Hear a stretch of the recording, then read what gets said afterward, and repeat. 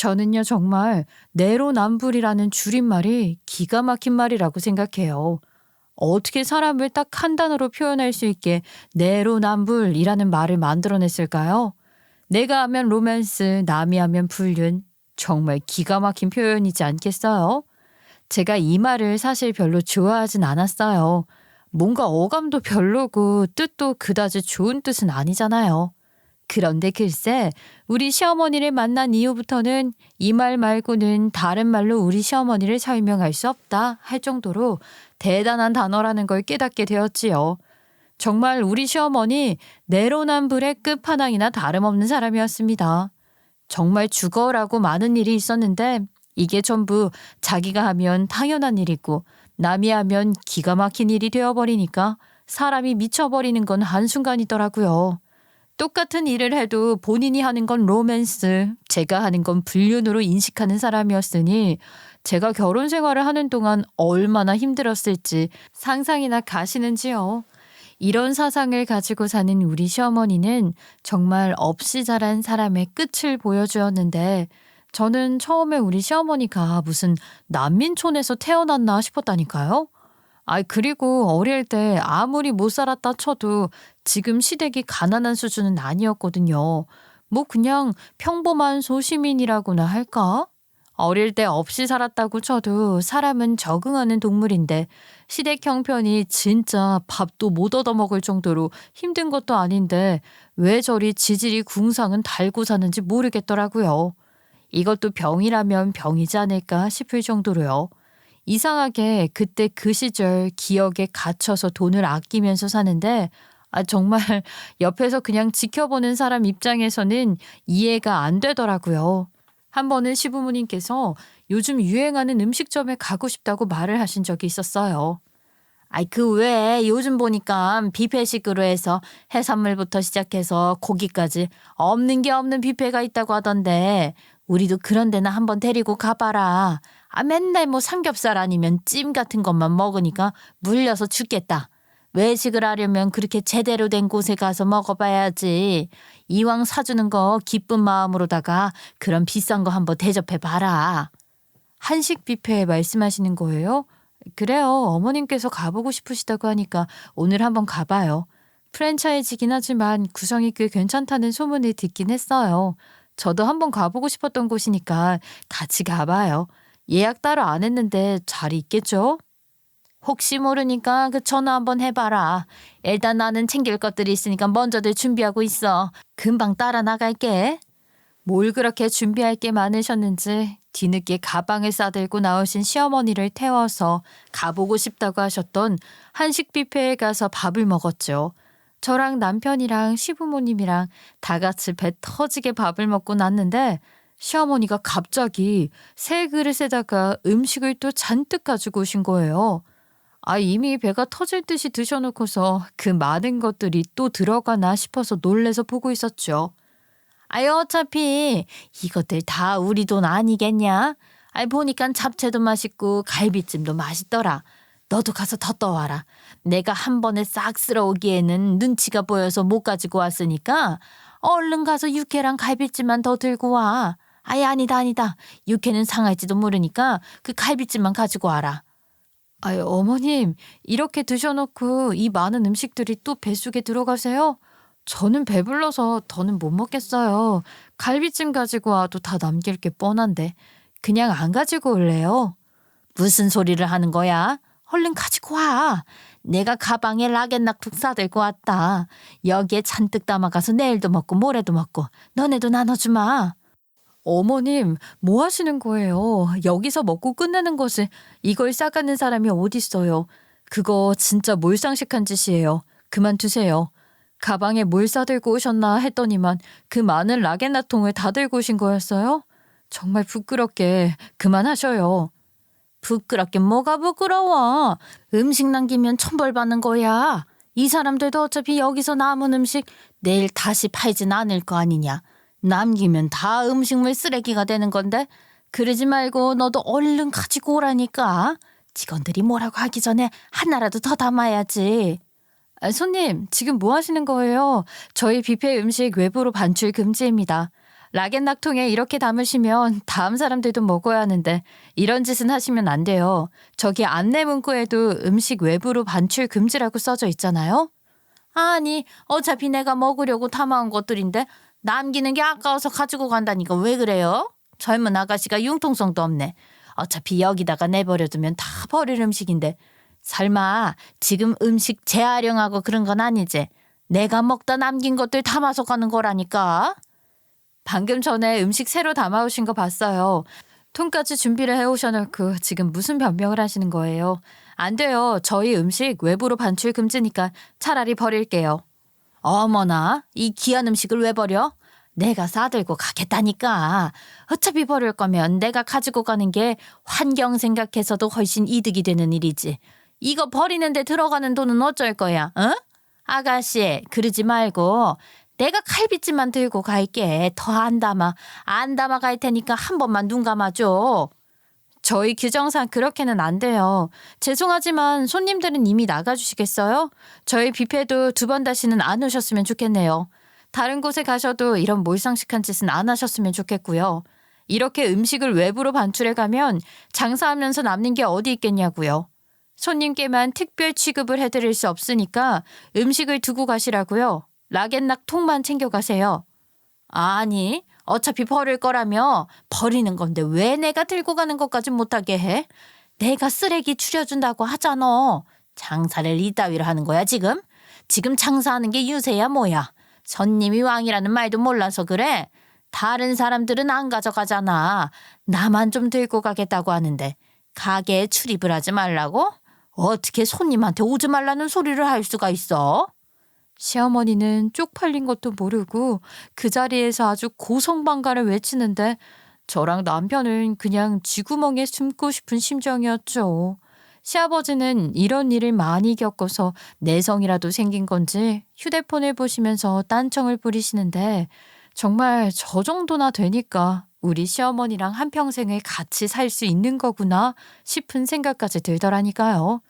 결국에는 제가 나서서 죄송하다고 말을 하고서는 자리를 피하려고 하는데 우리 시어머니 뷔페 한가운데서 아주 고래고래 직원에게 소리를 지르면서 끝까지 할 말 다 하고 나오더라고요. 아니, 내가 뭐 여기 있는 음식들을 싹 쓸어간 것도 아니고 내가 먹다가 남은 음식들 가지고 가겠다고 하는데 그거를 말려? 내가 내 돈 주고 와서 사 먹는 건데 니들이 내가 얼마나 먹든 말든 무슨 신경을 그렇게 쓰냐고. 내가 매번 와서 싸가는 것도 아니고 딱 오늘 처음 한 번 그런 건데 거기다가 우리 가게에 출입을 하지 말라고? 그렇게 똥배짱으로다가 장사해서 뭘 얼마나 부자가 되나 보자. 내가 어디 한번 지켜볼 거야. 너네 위생에는 신경 쓰는 거야? 이거 다 재활용하는 거 아니냐고. 아, 그렇구나. 재활용을 하고 있으니까 나한테 음식 가져가지 말라고 하는 거구나. 자꾸 이렇게 허위사실 유포하시고 고성방가 지르시면 경찰에 신고 넣겠습니다. 신고? 아이 그래 한번 넣어봐. 경찰이 누구 편을 들어주나 보자. 내가 무슨 재물을 손괴하기를 했어? 아니면 뭐 여기 들어누워서 영업방해를 했어?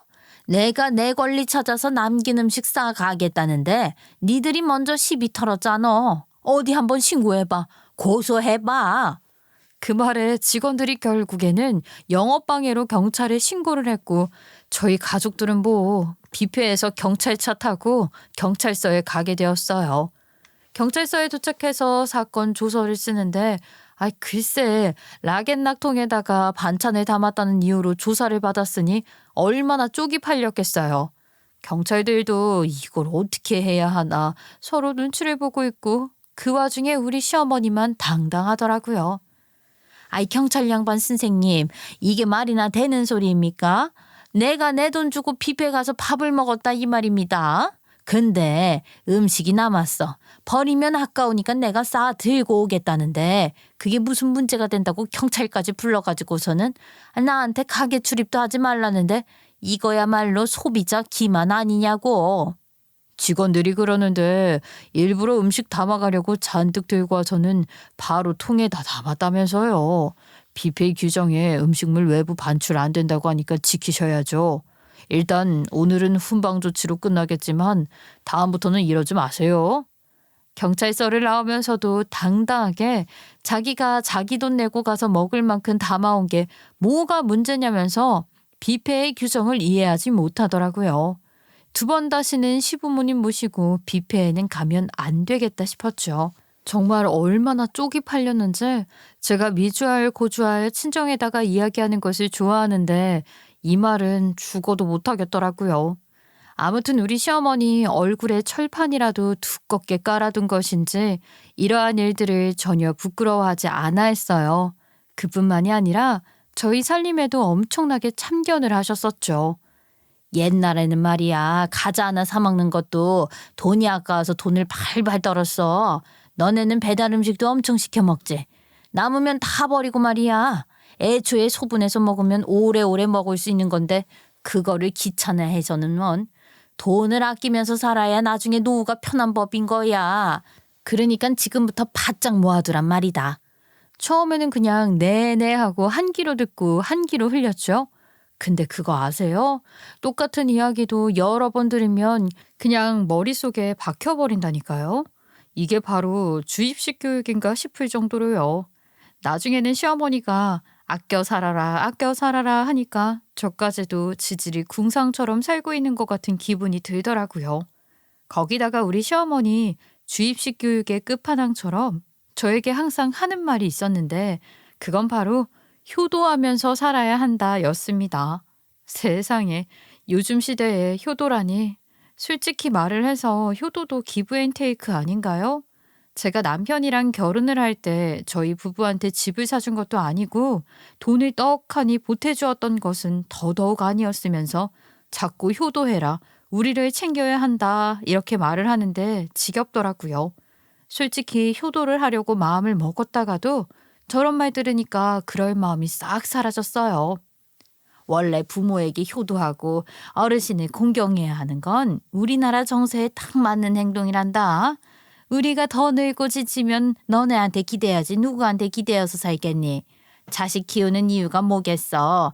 나중에 내 노후를 책임져 달라 하고 그 어릴 때부터 정성 들여서 키우는 거 아니겠냐고. 내가 믿을 구석은 우리 아들이랑 며느리밖에 없다. 며느리, 특히 네가 여자니까 더 알뜰살뜰하게 우리를 보살펴야 하는 법인 거야. 알아들었지? 내가 너희들만 믿는다. 근데 여기서 웃긴 건 뭔지 아세요? 그렇게 효도 타령하시는 우리 시어머니, 본인은 효도를 안 한다는 것입니다. 이게 바로 진정한 내로남불 아니겠냐고요. 정말 대박인 게 시할머니께서 시골에서 혼자 지내고 계셨거든요. 정말 그 연세에도 혼자서 집 지키며 살고 계셨었는데 우리 시어머니 본인은 명절에 그 시골까지 언제 가냐면서 귀찮아하고 자주 찾아가지도 않으면서 저한테는 평생 효도를 해야 한다고 줄기차게 이야기하고 있었던 거죠. 아니 뭐 본복이라도 제대로 보여주던가. 그런 거 하나 없이 본인은 아무것도 안 하면서 자식들에게는 효도하라고 하면 그 말을 누가 듣겠냐고요. 내가 딸 안 낳고 아들만 하나 낳은 이유가 바로 나중에 며느리한테 대접받으면서 살고 싶어서였다.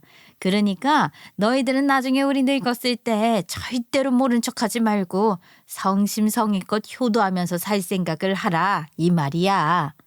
근데요, 어머님도 시할머니 아직 살아계신데 안 모시잖아요.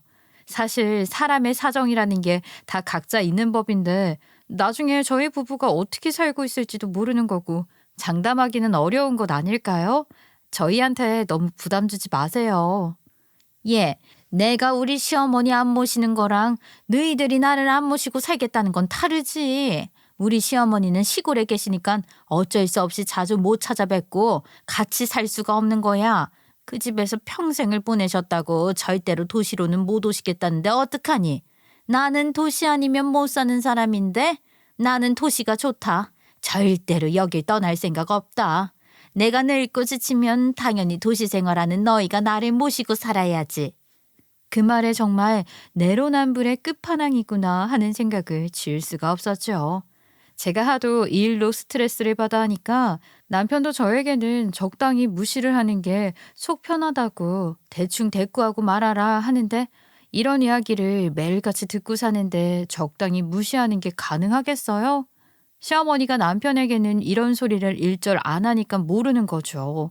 저한테는 전화로도 하고 눈만 마주쳐도 하는데 어떻게 무시를 하겠냐고요. 저도 정말 언젠가는 시어머니에게 이런 스트레스를 전부 돌려주는 복수를 해야지 하면서 속으로 이를 갈았다니까요. 근데 글쎄, 제가 하면 반기를 드는 거고 버릇없는 거고 주제넘는 거라 생각을 하면서 본인이 하는 것은 당연한 일인 줄 아는 시어머니를 누가 말리겠냐고요? 시아버지도 못 말리더라고요. 그냥 적당히 제 스스로 타협해서 전화가 3번 걸려올 때 한 번만 받고 시댁에 놀러와라, 자기 좀 놀아줘라 노래를 부르면서 욕을 할 때까지 정말 어쩌다가 한 번 가서 밥 한 끼 사드리러 가는 걸로 대충 때웠어요. 정말 다행인 건 제가 결혼 후에도 직장에 다니고 있었기에 피할 거짓말이라도 할 수 있었지. 일 그만두고 집에서 살림만 했으면 절대로 못 버텼을 거예요. 하지만 사람이 살면서 자기 마음대로 되는 일이 몇 개나 있겠어요. 제가 너무너무 몸이 피곤해서 진짜 힘이 쭉쭉 빠지더라고요. 회사에서 일을 하면서도 피곤함이 계속 몰려오고 손발이 퉁퉁 붓고 눈알도 빠질 것 같고 옆자리 동료에게 이야기를 했더니 갑상선에 문제가 있는 건 아니냐고 하더라고요. 증상을 찾아보니까 저랑 또 비슷한 것 같기도 하고 아닌 것 같기도 하고 이게 병이 생긴 건가 하는 생각이 드니까 불안해지고 그래서 회사에 하루 반차를 내고 검사를 하러 갔는데 아니나 다를까 제 갑상선에 혹이 생겼다고 하더라고요. 여기 보시면 오른쪽에 2개, 왼쪽에 2개가 있는데 다른 건 사이즈가 괜찮은데 왼쪽 혹 하나 사이즈가 커도 너무 커요. 이건 조직 검사를 해보는 게 좋겠다고 그때 진행했었죠. 이게 악성은 아닌데 여기 호르몬 지나가는 길을 누르고 있어서 문제를 일으키는 것 같더라고요. 암은 아니지만 혹이 너무 커서 위험하니까 절제 수술을 받아야 하는데 위치가 영 안 좋아서 앞으로는 계속 호르몬 문제를 복용해야 해요. 피곤한 일을 겪어도 안 되고요. 저에게 항진이든 저하든 병이 더 생길 수도 있고 갑상선 문제 때문에 합병증이 올 수도 있다고 겁을 주기 시작하는데 의사들이 원래 염려증을 가지고 말을 한다고 하지만 너무나도 겁이 났어요. 남편은 결과를 듣자마자 놀래서 더 큰 병으로 발전하기 전에 일부터 그만두고 마음의 안정을 찾으라고 하더라고요. 이게 피곤하면 안 되는 일이기도 하고 제가 정해진 시간마다 약을 먹어야 했으니까 회사 일이랑 섞이면 안 되겠더라고요. 저도 회사 일을 하면서 신경을 써야 할 일이 너무 많았으니까 이참에 일을 그만두고 푹 쉬는 것도 나쁘지 않겠다고 생각했어요. 그래도 한 가지 다행인 건 제가 그 병에 걸리기 전에 아이들을 낳았었다는 것이었죠. 호르몬 문제를 복용하게 되면 자동으로 아이를 가질 수 없게 되었으니까요. 아무튼 저는 집에서 어린 아이들을 키우며 육아에 집중을 하기로 했는데 이 소식을 들은 시어머니가 난리를 쳤어요. 아니 그게 뭐 약 먹으면 괜찮다는 거 아니었냐? 약 꼬박꼬박 먹는 게 뭐가 어렵다고 일까지 그만두고 집에서 놀고 먹겠다고 말을 하는 거야. 주말에 밖에 나가서 애들이랑 놀이터에서 뛰어놀고 평일에는 일을 하고 그러면 그 뭐라 그러냐 밸런스? 밸런스? 그런 것도 잘 맞겠구먼. 아들이 아팠다고 하면 이렇게 말을 했을까 하는 생각이 들게 말을 하더라고요. 아니 시어머니들은 하나같이 왜 그러는 걸까요? 며느리에게 효도는 시키고 싶고 근데 직장도 다녔으면 좋겠고 그 와중에 아이들은 또 혼자 봤으면 좋겠고 집안일도 척척 해냈으면 좋겠고 그냥 저 혼자 하루를 24시간이 아니라 48시간으로 쪼개서 사용하라는 것 같은 기분이 들었어요. 정말 이 많은 일들을 저 혼자 어떻게 슈퍼우먼처럼 해낼 수가 있겠어요? 물론 저희 남편이 집안일을 척척 잘하는 사람이라서 다행이었지 그게 아니었으면 정말 몸이 부서져라 시간을 쪼개야만 했을 거예요. 어머님, 제가 몸이 안 좋아서 회사 생활을 계속하는 거에 무리가 있다고 생각했어요. 약만 꼬박꼬박 먹어서 될 것이 아니라 몸 관리도 잘해야 한대요. 스트레스도 받으면 안 되고 조금이라도 피곤하면 합병증이 생길 수 있다고 조심하라고 하더라고요. 그이가 먼저 일 그만두라고 해서 이참에 그냥 그만뒀어요. 도대체가 혼자 뭘 그렇게 처먹고 다니고 뭘 하고 다녔길래 너 혼자 그런 몹쓸병에 걸리고 그래. 아이고 며느리가 아주 왕이네 왕이야. 조금만 피곤해도 안 된다. 스트레스 받아도 안 된다. 이 핑계 대고 아주 눌러붙으려고 하지? 이건 뭐 우리 아들이 애 셋을 키우는 느낌이네 그려. 어머님, 왜 말씀을 그렇게 해서 사람 마음에 자꾸 상처를 주려고 하셔요? 제가 병이 생기고 싶어서 생긴 것도 아닌데 왜 그러시냐고요. 제가 설마 집에서 빈둥빈둥 놀고 먹고 싶어서 이랬을 거라 생각하세요? 그렇게 생각하는 어머님이야말로 너무 못된 거 아니냐고요. 저도 아파서 속상해요. 속상하다고요. 발악을 하듯이 이야기를 하니까 시어머니가 제 고함에 놀라기라도 한 건지 저한테 미쳤냐고 하시더라고요. 항상 조용히 네네 하고 말았던 며느리가 소리를 지르니까 당황하신 듯 했어요. 저도 사람인데 당연히 매번 같은 소리로 잔소리를 하면 발악이 하고 싶지 않겠어요? 지렁이도 밟으면 꿈틀거리는 세상에 도대체 하나만 알고 하나는 모르는 건지. 얘가 지금 어디다가 고함을 지르고 그래? 아주 그냥 약을 먹더니만 정신이 나간 게 틀림없다. 어디 하늘 같은 시어미한테 바락바락 소리를 지르면서 대들고 그러는 거야. 어디서 배워먹은 버릇이냐고. 네가 애초에 몸 관리를 잘했으면은 이럴 일이 있었겠니? 어? 우리 아들은 멀쩡한데 맨날 직장 생활한답시고 술이나 먹고 다니고 기름진 거 먹으러 다니니까 그런 거 아니냐고. 그 말에 더 이상 말을 섞어봐야 좋을 게 없겠다는 생각이 들어서 전화를 그냥 끊어버렸어요. 그 이후에 저는 수술이라는 것을 하게 되었고 인생 처음으로 수술을 하는 거라서 무척이나 떨렸지만 남편이 지극정성으로 기도를 해준 덕분에 성공적으로 수술을 마칠 수 있었습니다.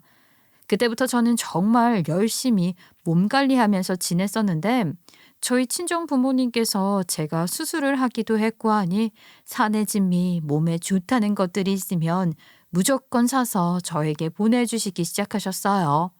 보약도 정말 유명하다는 한의원에 찾아가서 지어서 보내주셨고요. 몸에 좋다는 특식 같은 것도 일부러 사주시기도 하고 또 엄마가 직접 만들어서 보내주시기도 했어요. 그런데 우리 시어머니 빈손으로 수술 끝내고 회복하는 저를 뭐 도와주시겠다는 핑계를 대고 트집을 잡으러 오셨다가 그걸 딱 본 거죠.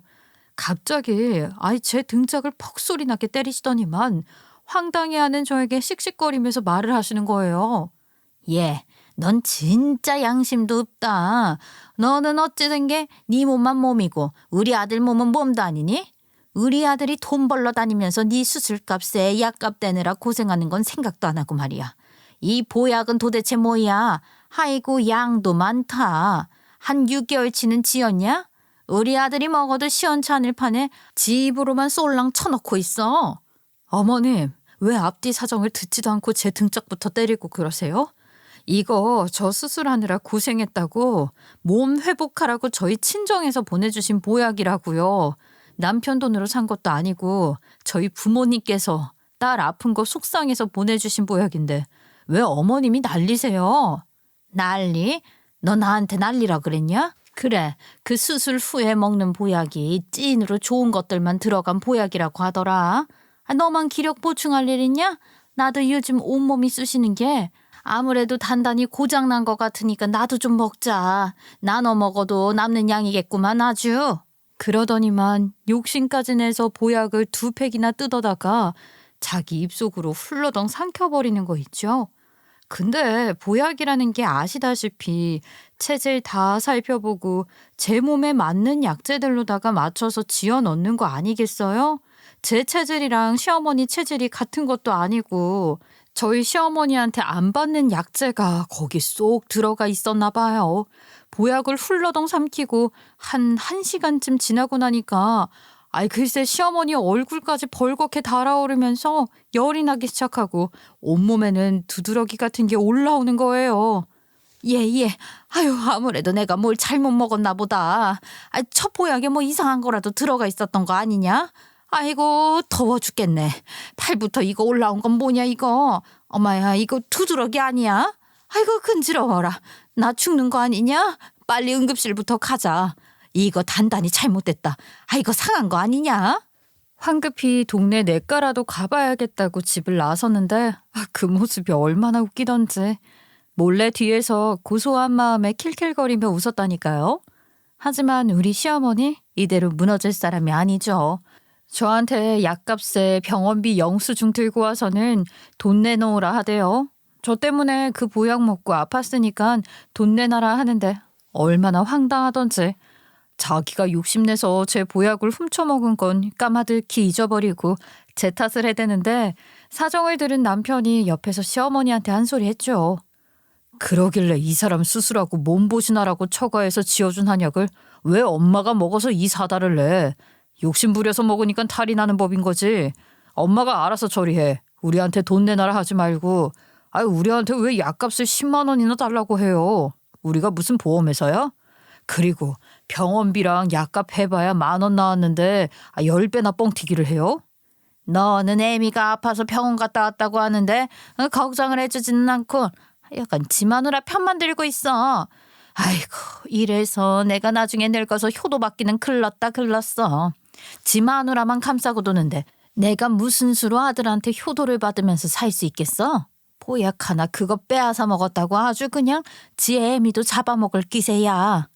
만약 남편이 그 자리에서 한마디 안 해줬으면 제 지갑을 억지로 열어서 10만 원을 가지고 갔을지도 모르겠네요. 어이가 없어서 원. 그래도 그 덕분에 2번 다시는 제 보약에 손을 대진 않더라고요.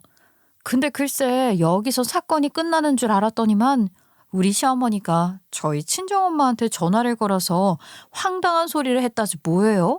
사돈이 나한테 전화를 해서는 뭐라고 하시는 줄 아냐? 아이 글쎄 우리가 네 보약 지으러 갔을 때 사위 생각은 안 나더냐 하더라. 그러니까 네 보약만 지어주고 왜 사위 보약은 안 지어주냐 이 말이었지.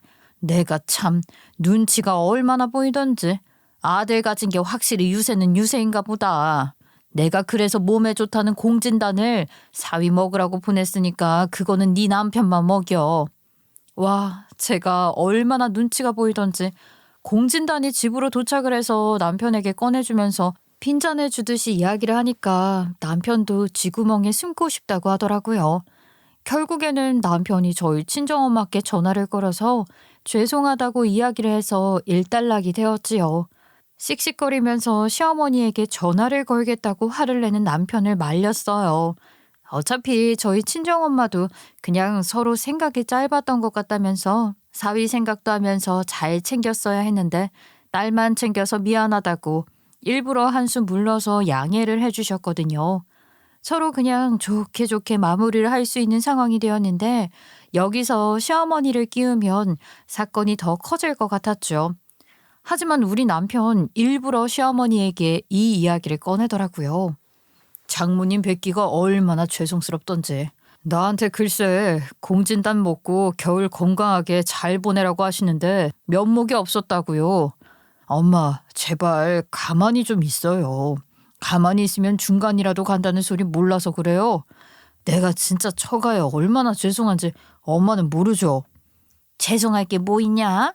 내 덕분에 공진단도 얻어먹고 그게 얼마나 비싼 건데 잘 된 거지 뭐. 내가 잘한 일인데 왜 나한테 면목이 없었다는 등 그런 이야기를 하고 그러냐? 내가 다 지 생각해서 해달라고 말을 했더니만 저것은 고마운 줄도 모르고 말이야. 내 덕분에 좋은 거 얻어먹었으면 나한테 뭐 선물이라도 하나 해주겠다. 아니 그렇게 아들을 챙기고 싶었으면 자기 돈으로 하면 되지 그걸 왜 우리 엄마 돈으로 하겠다고 하는 건지. 심보 자체가 고약하고 생각 자체가 일반 사람들이랑은 너무 달라져.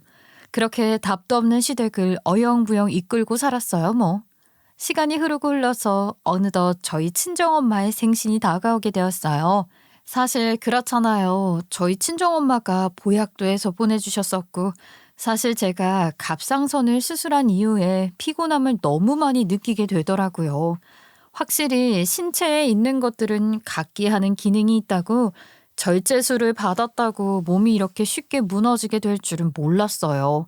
제가 하루 종일 축축 처져 있고 피곤해하니까 저희 친정엄마가 아이들을 돌보는 것도 정말 많이 도와주셨었어요. 아무래도 내리사랑이라고 저희 친정엄마가 제 아이들을 정말로 예뻐해 주셨었거든요. 제가 조금만 피곤해져도 온몸이 퉁퉁 붓고 하루 종일 시간에 맞춰서 약을 때려 먹고 하니까 친정엄마 입장에서는 너무나도 속이 상하셨던 거죠. 저희 남편은 제가 일을 그만두었으니까 제모까지 생활비를 벌어와야 해서 등골이 휘어가고 있었고요.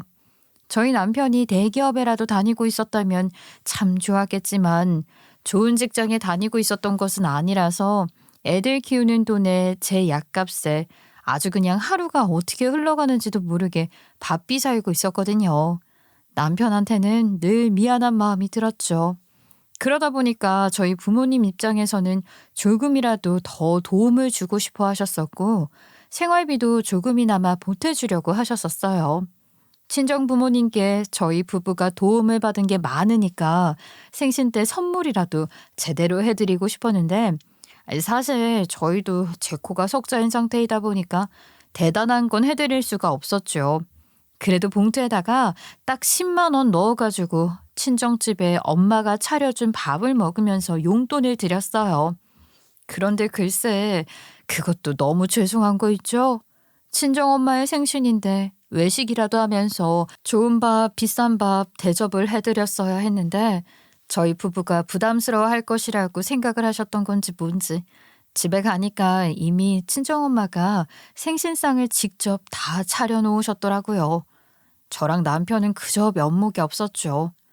아유, 엄마 상을 무슨 이렇게나 많이 차려두셨어요. 저희랑 같이 외식이라도 하셨으면 좋았을 텐데. 아니, 생신상을 직접 차리는 게 어딨어. 아니면 내가 좀 올 때까지 기다렸다가 같이 차리던가. 이게 뭐야 정말 속상하게. 우리가 이 정도는 해드릴 수 있는데. 생일상을 누가 차리면 어떻니? 아, 내가 차려야 속 편하게 내가 먹고 싶은 것들로 구성해서 차리지. 그리고 너 조금만 피곤해도 손발 퉁퉁 붓는데 내가 미쳤다고 일을 시키겠니? 그냥 보양식이다 생각하고 밥 맛있게 먹고 가. 아이 생일이 뭐 별거야. 매년 찾아오는 것들인데. 우리끼리 격식 따지지 말고 지내자. 응? 장모님 좋은 것도 못 해드리고 이렇게 밥이나 얻어먹고 가고 정말 면목 없습니다, 장모님.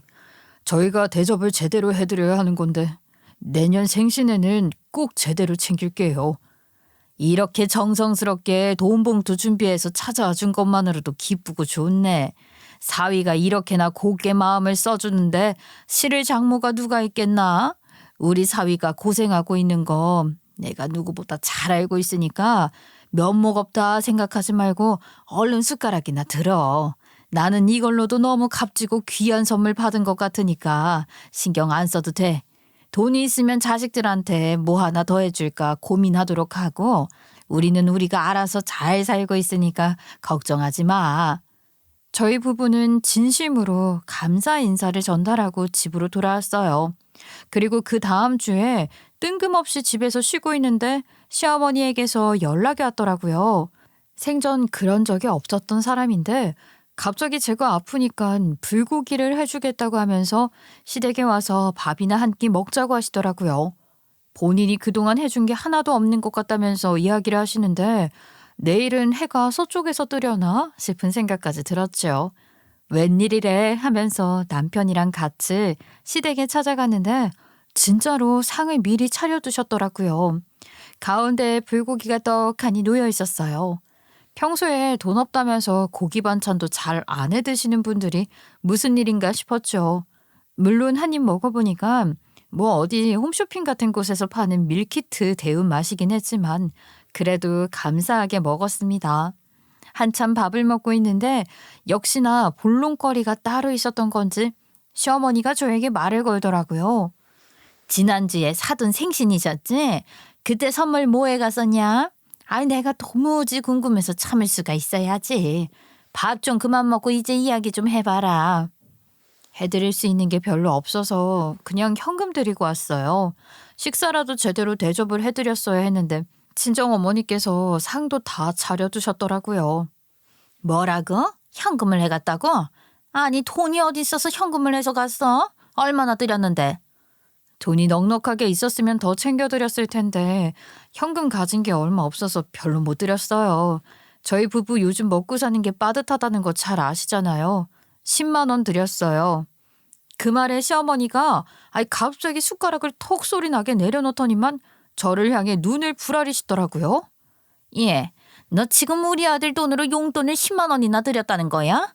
아니, 사돈댁에서 우리 아들한테 해준 게 뭐가 있다고 우리 아들 돈을 10만 원이나 드려? 내가 약값으로 10만 원 달라고 했었을 때는 모른 척하더니만 지금 친정부모랍시고 10만 원이라는 큰돈을 냉큼 드렸다는 거야? 어머님, 10만 원을 누구 코에 붙이겠어요. 요즘 물가가 얼만데 더 드리지 못하고 고작 10만 원을 용돈으로 드린 게 죄송스러울 지경이죠. 듣자 하니까 시어머니 말이 좀 어이가 없어서 대들었어요. 솔직히 말해서 요즘 명절에 절만 해도 초등학생들한테 10만 원 턱턱 주는 시대인데 부모님 생신 선물로 고작 10만 원 드린 게 뭐가 자랑이라고 어마어마한 걸 드린 것 마냥 그러겠냐고요. 그랬더니 시어머니가 갑자기 벌떡 자리에서 일어나서는 밥을 먹고 있는 저를 확 돌리더니만 제 뺨을 갈기더라고요. 그 소리에 저희 남편, 시아버지, 아이들까지 죄다 놀래고 말았죠. 인연이 정신이 나가도 한참 나갔네. 어디 지금 칠가외인이 친정에다가 용돈을 10만 원이나 드린다는 거야? 네가 사람이냐? 어? 예전에는 시집 오면 친정집이랑은 아예 인연을 끊고 살았는데 네가 지금 감히 우리 아들 돈으로 10만 원이나 용돈을 드려? 저는 뺨을 얻어맞은 뒤에 정신이 혼미해져서 지금 저에게 일어난 일이 무슨 일인지 상황 파악이 되지 않았어요. 정말 어이가 빠진다는 말이 뭔지 실감이 나더라고요. 아니, 어떻게 다른 사람도 아니고 시어머니가 며느리 뺨을 때릴 수가 있나요? 그것도 친정의 생신 선물이라고 고작 돈 10만 원 얹어서 줬다고 이렇게 뺨을 때리는 게 말이나 되는 소린가요? 엄마, 지금 뭐 하시는 거예요? 아니, 갑자기 사람 뺨을 이렇게 날리는 게 어딨어? 도대체 뺨 맞을 짓을 뭘 했다고 내 와이프 뺨을 때려? 용돈 10만 원 드린 게 왜? 엄마는 우리한테 더한 것도 요구하면서 내가 진짜 살다 이런 광경은 처음 보는 장면이라 황당하네, 황당해. 엄마 진짜 미쳤어요? 미치긴 뭘 미쳐? 내 정신 아주 청정하구만. 칠가외인이 말이야. 친정을 왜 신경을 쓰고 앉아있어? 시부모한테 효도하고 시부모한테 잘해야지. 며느리 너는 안 되겠다, 야. 앞으로 이제 친정에 발도 들이밀지 말아라. 이게 보자 하니까 아주 도를 넘어도 너무 넘는구나. 친정에서 해주는 건 다 받아먹어도 친정에 돈 쓸 생각하지 말라 이 소리야. 그게 며느리의 도리고 며느리로서 할 일이다. 며느리는 말이다. 한 번 시집을 오면 절대로 시댁만 챙겨야 하는 법인 거야. 시부모가 하늘이다. 시부모만 모시고 살 생각을 하라고. 도대체 그게 무슨 말이에요? 저를 키워주고 이만큼 성장할 수 있도록 지지해준 건 저희 부모님인데 제가 억만금을 드린 것도 아니고 고작 10만 원 챙겨줬다고 출가 외인이니 뭐니 하면서 친정에는 발도 들이지 말라고 하는 게 정말 진심이셔요? 출가 외인이라는 말이 언제적 말인데요.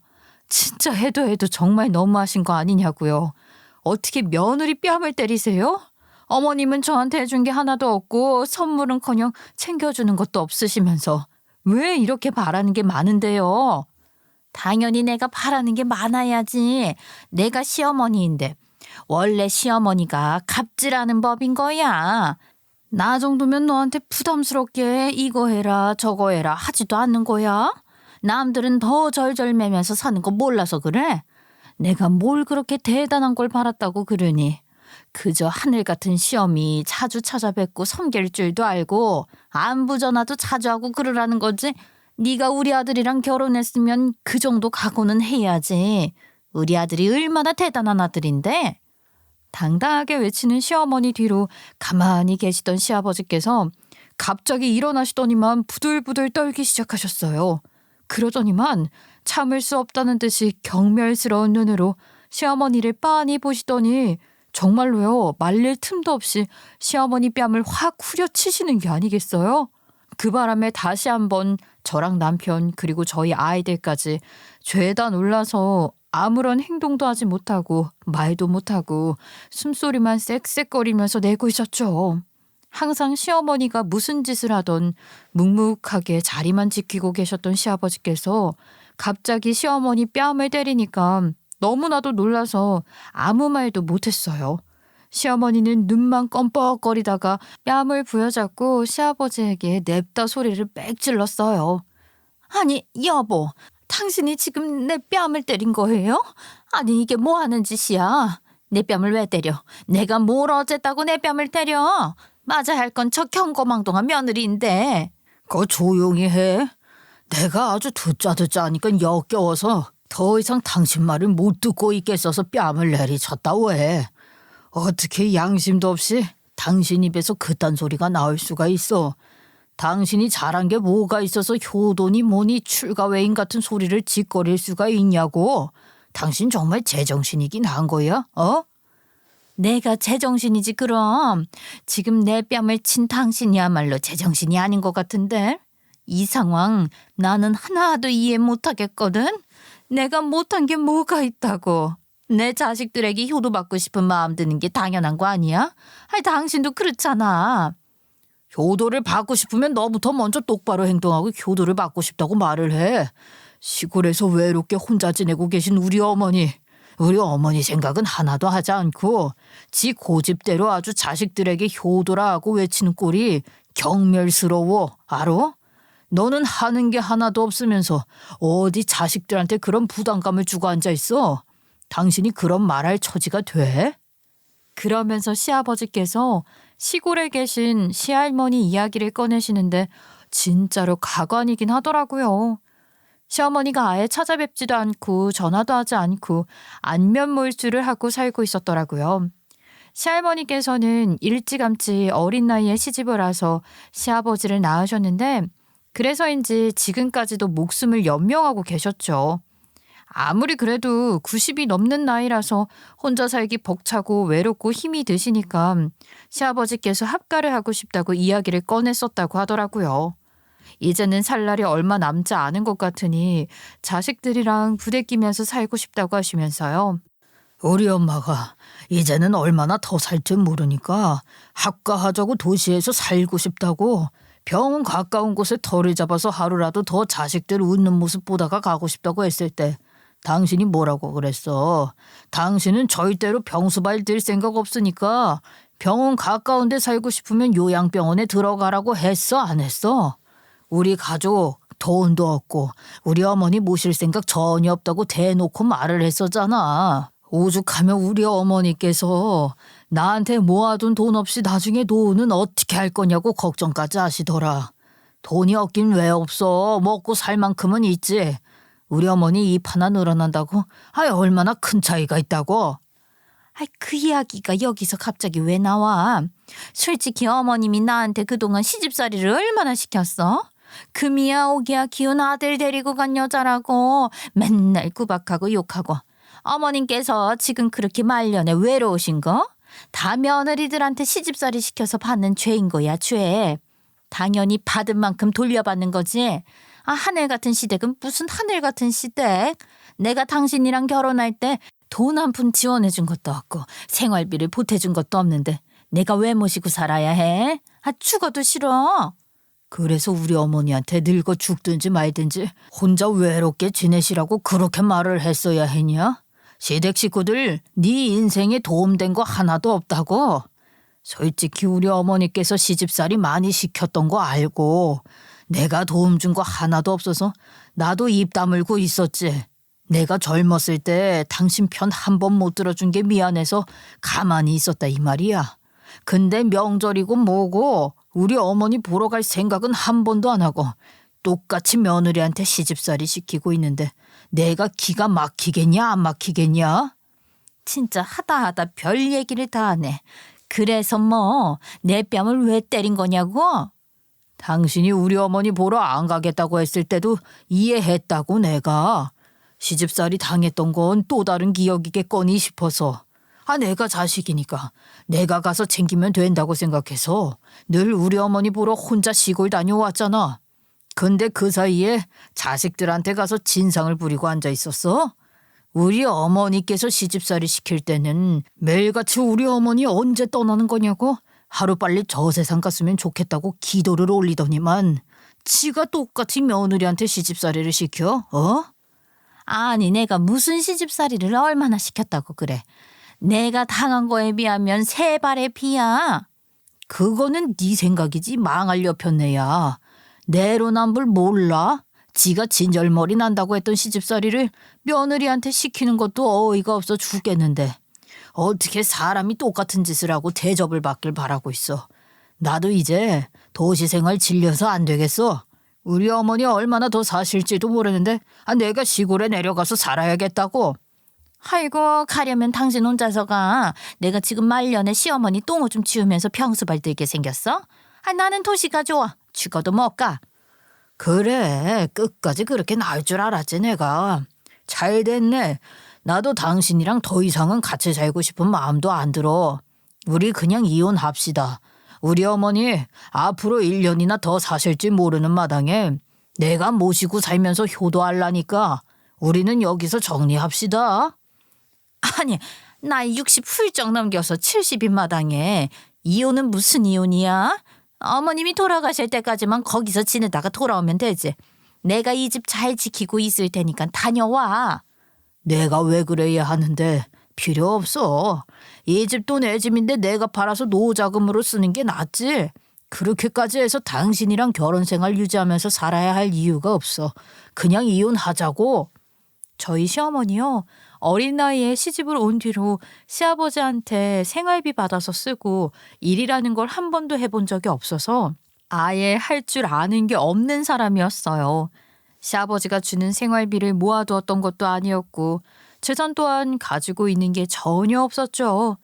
집도 시아버지 거, 차도 시아버지 거, 쓰는 재산이나 연금 나오는 것도 전부 시아버지 몫인데 시어머니가 이혼하면 어떻게 살 수 있겠습니까? 이혼하자는 말이 진심인 것 같으니 우리 시어머니 발등에 불 떨어진 거죠. 아유 이 양반아 이혼을 하긴 뭐래. 알겠어. 앞으로는 주말에 같이 시어머니 보러 가자. 주말마다 가면 되지 않겠어?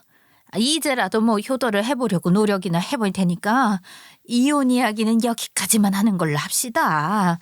솔직하게 이 나이에 이혼이 무슨 말이야. 쪽팔리게. 이미 늦었어. 나 당신이랑 이혼하겠다고 마음 굳혔어. 여태까지 내가 살부대끼면서 살았던 건 그동안 내가 지은 죄가 많아서 그랬던 거야. 우리 어머니께서 당신 시집살이 시킬 때 편 한 번 못 들어준 거, 당신이 힘들다 할 때 돈 번다고 무시했던 거 미안해서 그랬던 거라고. 알아? 근데 며느리를 이렇게 괴롭히면서 뒤에서 죄책감 하나 가지지 않고 더 골려줄 걸 그랬다고 말을 하는 모습을 보면서 있는 정 없는 정 다 털렸수다. 그냥 제발 이쯤에서 우리 이혼하는 걸로 합시다. 내가 당신이 직구할 때까지 이 집에서 나가 있을 테니까 그런 줄 알고 정리해. 재산은 법원에서 나누라 하는 만큼 나눠줄 테니까 집부터 구할 생각하고. 시아버지 말이 끝나기가 무섭게 시어머니는 지금 이 사태의 심각성을 깨닫고 시아버지한테 빌기 시작했지만 시아버지는 들어주지도 않고 듣는 척도 하지 않았어요. 그러니까 갑자기 저희에게 매달리시더라고요. 야, 너네가 아버지 좀 말려봐라. 저 인간이 밥 잘 먹어놓고 갑자기 나한테 왜 이혼을 하자고 하는 게야? 당신이 내 뺨 때린 건 어떻게 보상할 건데? 엄마, 보상이라는 말이 여기서 나와요? 우리 와이프 뺨친 건 어떻게 보상할 건데요, 그럼? 이게 다 엄마 업보지 뭐. 그렇게 하늘 같은 시대가 어쩌고 하더니만 정작 엄마는 할머니 나 몰라라 했잖아. 할머니가 얼마나 아픈지 우리를 얼마나 그리워하는지도 무시하고 그렇게 엄마 하고 싶은 대로 하고 살았으면서 우리한테는 왜 그래? 나도 이 자리에서 딱 잘라 말을 하는데 엄마랑 아빠 이혼했다고 해서 우리한테 빌붙을 생각은 하지 마. 엄마가 나한테 빌붙으려고 하면 나도 이혼할 거야. 우리 와이프 불쌍해서 나도 더 이상 못 견디겠으니까. 그냥 혼자 어디 지방에 가서 막노동을 하든 그렇게 살 거니까 엄마도 제발 정신 차려. 그러더니 저를 보고 집에 가자고 하더라고요. 저는 조용히 가방을 들고 일어섰어요. 그러자 시어머니가 울면서 남편 붙잡아 시아버지 붙잡아 저한테까지 도와달라고 하는데 제가 웃으면서 그랬어요. 어머님, 저도 힘이 없어서 어떻게 못하겠네요. 하늘 같은 시댁 남자들이 그렇게 하라는데 제가 별 수 있겠나요? 이만 가보겠습니다. 가방 챙겨서 남편을 따라 나서니까 남편이 저한테 한마디 할 줄 알았더니 별말 없이 그냥 잘했다고만 하더라고요. 솔직히 속에 있던 게 다 풀린 건 아니었지만 조금 속이 시원하긴 하더라고요. 아무튼 그 이후에 남편은 시어머니 연락을 받지 말라고 했고 저는 아주 착실하게 잘 지켜냈습니다. 애초에 받기 싫은 연락이었는데 무시하는 건 쉬운 일이었죠. 시아버지는 이혼하지 않겠다고 버티는 시어머니에게 이혼 소송을 걸었다고 하더라고요. 그리고는 재산 분할까지 착실하게 진행했는데 사실 재산에 대한 기여도가 별로 없는 시어머니는 돈도 별로 뜯어내지 못했다고 하더라고요. 시어머니는 개털이 되어서 뭐 친척 누구네 집에서 잠시 지낸다고 하던데 거기서도 눈칫밥 먹고 있을 거란 생각이 들더라고요. 다 늙어서 자식한테 버림받고 남편한테 버림받은 시어머니 여전히 내로남불하면서 자기가 세상에서 제일 불쌍하다고 생각하고 있을지도 모르지만 우리 남편이 어찌됐든 시어머니랑은 인연 끊고 살겠다고 했으니까 저도 딱 한 번만 더 믿고 살아보려고요. 만약 나중에 말 바꾸면 그때 이혼하지 뭐 하는 생각으로요. 시아버지는 집을 파시고 시골로 내려가셨고 다음 주쯤에 저희 부부도 시골에 한번 찾아뵙겠다고 했어요. 이제라도 조금 조용히 잠잠하게 살아봤으면 하는 마음이 듭니다. 물론 다시 폭풍우가 몰아친다면 그때는 저도 다 청산해 보려고요. 제 건강을 위해서라도요. 제 이야기 끝까지 들어주신 여러분께 감사 인사 올리며 이만 마치겠습니다.